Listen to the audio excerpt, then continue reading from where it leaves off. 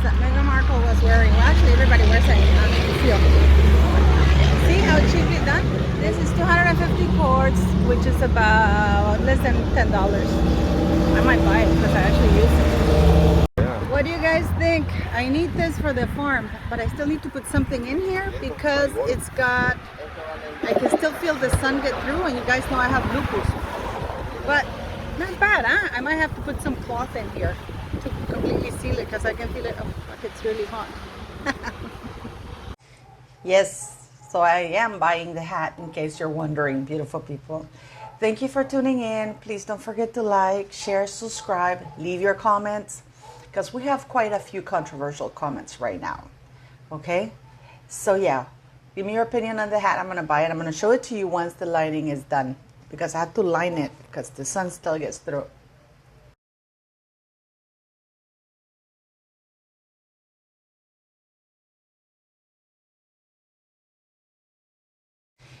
Yes.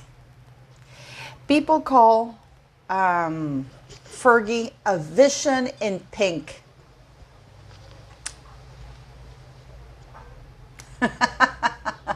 I mean, she's a nightmare. She's a pink nightmare. I mean, that suit is just like Meghan Markle's. Ill-fitted, or badly tailored, not to her shape. The color is horrible in her. And yet people, it's amazing what the press will say. She's a vision in pink.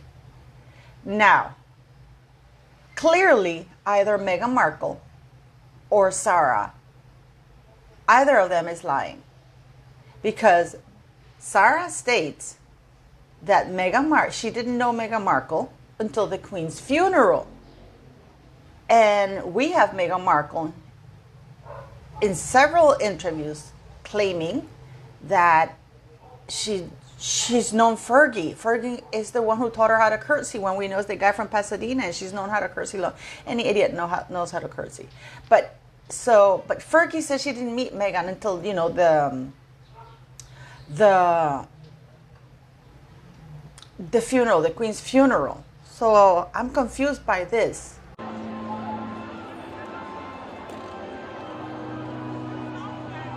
You and Harry practiced. Yeah, and Fergie ran out and she said, "Are you ready? Do you know how to curtsy?" I said, "Oh my goodness, you." You can clearly see her arriving at Meghan Markle's wedding. I know that Meghan Markle invited a lot of people she didn't know, whom she had never met. And then you see her, like you hear Meghan Markle talking in the Oprah interview saying that, Fergie's the one who taught her how to curtsy. So clearly the Queen was still alive. So one of them is lying. We also know that Meghan Markle stated that she met Princess Eugenie way before she met Harry.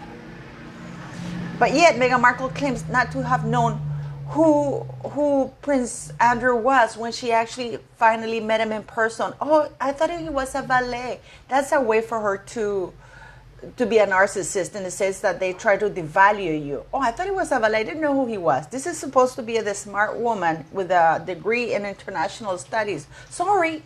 Oops. International relations. From Northwestern University. And who had clearly been around the Queen and who knew how to pick a magazine or two. And we know that Prince Andrew loved Soho, and he loved Sohos. So I don't know. Who do you think we should believe?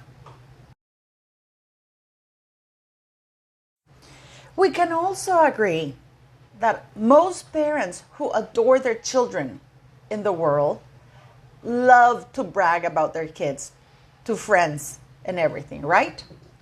I mean, we bore people with the pictures, that we have. Now we have them on the phone, but before it's like we can't stop talking about our kids, right? We want to brag about it because we love them so much, right? But apparently, if you're not an A-lister according to Meghan Markle's standards, and you ask, where are your kids, or how are your kids doing, it's an offense to her. I don't know if it's because there are no kids, or I'm just kidding. I mean, yeah, well, really. Because neither of them talk about their kids lovingly. Harry spent his whole book talking about his Todger, yet he never talked about the experience of being, living a pregnancy with Meghan Markle, like most people would talk about. Oh, she would wake up with cravings and this and that. And, it was unbelievable that was, no. He talked about his Todger, about being, the most intimate stuff mounting a woman. But the most momentous things, I think that we would all agree, would be your child. When you become a mother or father. Yeah, that's not a momentous occasion for him. He doesn't describe how it was for him when, he finally held Archie, when he came into the world, what it meant to him. Nothing. That doesn't exist for him, to talk about that. And now, of course, Meghan Markle, the rumors are out there that she's heavily pregnant. Remember in the interview when Meghan Markle said she had to wear beige? What, I had to wear beige because I needed to blend in. I didn't need to stand out. Well, how about now? She's no longer a working royal, and yet she can't stop wearing beige. So yeah, somebody should tell her she's no longer a working royal family. But what's really interesting is that now she's claiming, or it's very, very being put out there. How she wears those baggy things on purpose just to create the drama whether or not she's pregnant or not. But apparently she's pregnant with her third child. And they contradict what Omid Scobie said. Because, Omid Scobie goes on and says that they're appalled. Two royals were appalled and how they were stressed out and overwhelmed. But they just put a thing in the New York Newsweek saying, no, that they're fine with it. I'm sure they're fine because I am pretty sure they're going to get $3 million out of it. $3 million that they never paid, even though it was reported worldwide that they had paid it in full.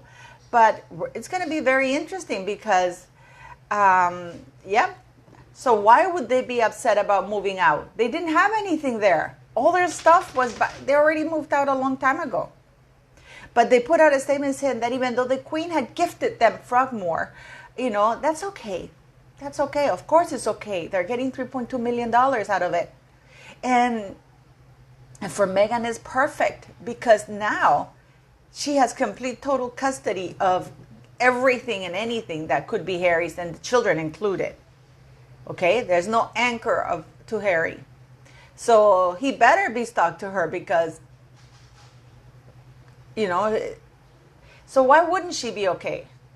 And by the way, Frogmore Cottage is not was never the Queen's to gift. Yes, the monarch gets to do, a lot of stuff with the Crown State properties, but they cannot gift it, they cannot sell it. They can allow people they want to do like a grace and favor house, which means that they get it for very, very cheap rent, just like, yeah. But it's not theirs. It's not the monarchs. It's the Crown State. The closest thing I can associate it with is the White House. There's more restrictions than the White House because, Biden can't rent it out or stuff like that. But yeah, it is the Crown State property. It does not belong to the monarch, even though the monarch can use it at will.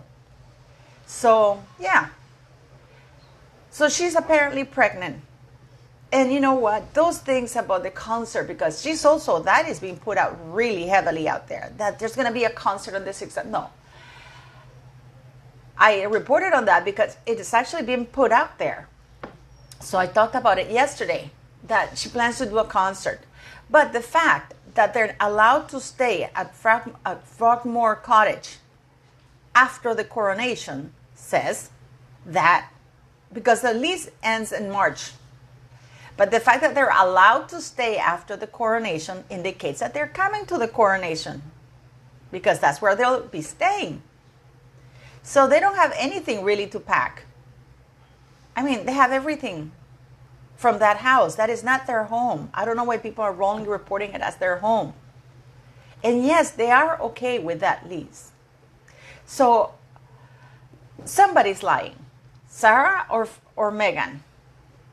Because clearly, Meghan stated repeatedly that she knew who Fergie was. In this one, I tend to believe Meghan.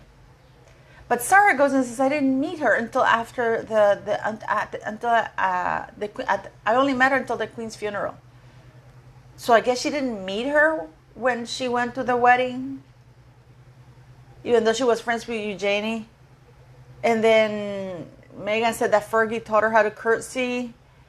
And they talked about Fergie in many other episodes, and Eugenie has come to see Meghan a few times before she even married Harry.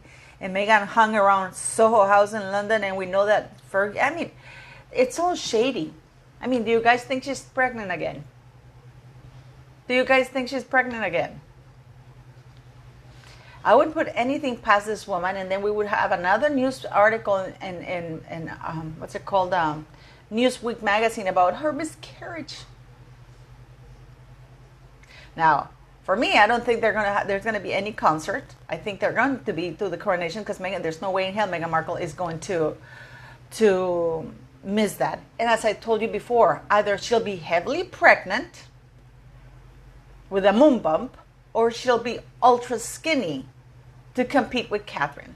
The problem is that she's putting too much crap in her face. And I do believe she has shortened this thing on her lips, or she has put Botox on her lips so they flip up. Because she's trying to look like Julia Roberts. But she's the ugly version of Julia Roberts, in my opinion. So what do you guys think? Please do let me know. I'm really interested in knowing. I mean, the insanity of it all. And, will they or won't they? Of course they will. Of course they will. And apparently they're throwing Omid Scobie under the bus because basically the Newsweek article states that everything Omid Scobie said is wrong. And that they're okay with the move. They're okay. Even though it was a gift from the Queen, they're okay to leave. They're still listed as Frogmore being their official residence in the royal website. So, who knows? Who knows?